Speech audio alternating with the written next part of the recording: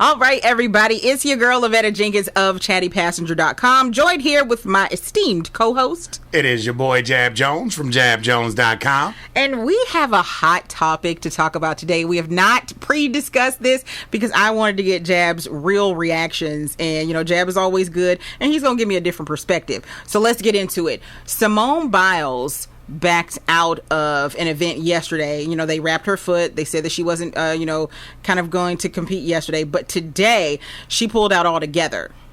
And some people are on the fence about this, saying she let her team down. And she said that her head wasn't in it. She really needed to focus on her mental health. Now, I know we're going to have a difference of opinion because you're a sports guy. I agree. And I am more on some do what's best for you. So that's why I wanted to talk to you about this. So what's your take? Should she have just stuck it out for the team, took one for the team, literally? Or are you okay with her backing out because she didn't feel she could perform well?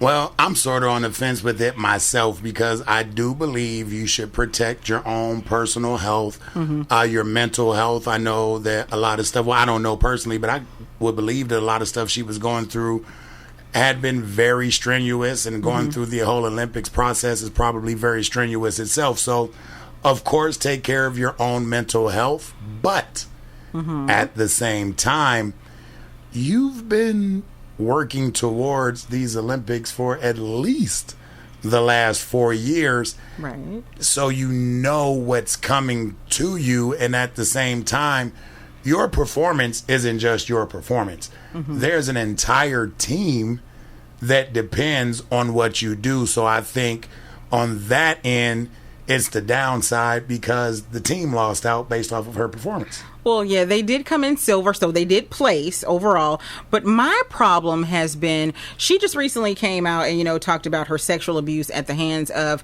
one of the people associated with her former team or her team. And, that was weighing on her mind. She's got a lot of stuff going on. And I feel like one person should not have to carry everybody like that. Naomi Osaka said that she wasn't doing any press once because she was protecting her mental health, and everybody wanted to jump down her throat for that. At what point do we get to prioritize ourselves and our own health at the stake, other than being the show monkey kind of thing? And I hate to use the term monkey, but that's what comes up in my mind, when the guy's playing the little organ grinder and the monkey just dance no matter what's going on. I feel like they want athletes, people, entertainers, period, or just regular Joe Schmo who has to go to work every day. I feel like the world wants us to perform under any type of circumstance, no matter what you've got going on internally, and that is damaging. I believe it could be damaging, but that's part of the process. That's part of what you decided to sign up for. Now, in the case of Naomi Osaka, she was pretty much playing for herself. It's not a team sport. Okay. So that's to me, a little more understandable when you pull out of an event because it doesn't affect the team. When it comes to Simone Biles, I feel like if you knew that you were under all of this stress and all of this pressure, you had time to pull out beforehand. So it wasn't something as unexpected. You pulled out in the middle of the event. That's why a lot of people thought it was a physical injury. You could have said week before last, that no, I'm not going, I'm cool, I appreciate it. And something could have been done as opposed to now we have to figure out what to do. Okay. Yeah, I feel like you are thinking pretty much what the masses are saying. Sometimes you need to take one for the team, but it reminds me of, I believe her name was Carrie Strug, who, a long time ago, and I want to say a long time ago only because Carrie Strug is just a few years younger than I am. She was performing, and she was visibly injured, and her coach kept telling her, "You can do it, you can do it," and she did it. Injured as all heck. My thing is, do I risk injuring myself permanently to save all y'all? Or do I save myself and encourage you to be great and hopefully bring it in and, be the next me? I get, she got coined the GOAT quite early, but I feel like one person should not have to carry everybody in a team. It's a team. There's no I in team for a reason. There is no I in team, but I don't care what team you go to. Some players are better than others. That's what gives you that, like, it's like a LeBron James situation. Yeah. Okay, LeBron James didn't win one single ring by himself. Right. However, name the team where he was not the best player on that team. That team without LeBron would have won nothing. Okay. I know we won silver. Hooray. We don't do silver. So you're gold or go home. Okay. Pretty much. You tell me, when you think about remembering records, you tell me what silver records you remember. Note taken. I don't really remember any when it silvers. Comes to the Olympics, it's all about the gold. And again, I'm nothing against her. You know what I'm saying? Protect your mental. You have to take care of yourself. Your health is your responsibility. But when did she know?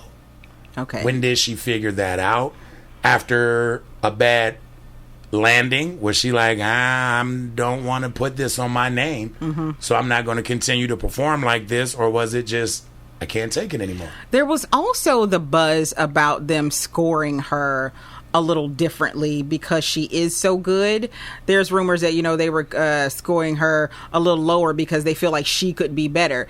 And I feel like doing all of that, plus you gonna score me wild, that is enough for me to just be like, you gonna score me crazy anyway. Maybe I just will take my ball and go home. Now, I do believe that's totally unfair. I'm not sure of, the validity of it. But if that is the case where they were scoring her on a curve, I guess you would call it, that's totally unfair. If she's great, let her be great. If you deserve those numbers, give her those numbers. It's not my fault that the people behind me aren't getting those numbers. I have nothing to do with that. Right. That's exactly how I feel like I should. And that just leads me to my biggest point. One person should not have to carry everybody. And I feel like I shouldn't have to save your feelings because I'm good. I shouldn't have to take a hit on my score because you're uncomfortable with me getting 10s. It ain't my fault that you a 7. I agree. But however, don't give me 10s for the last 3 years.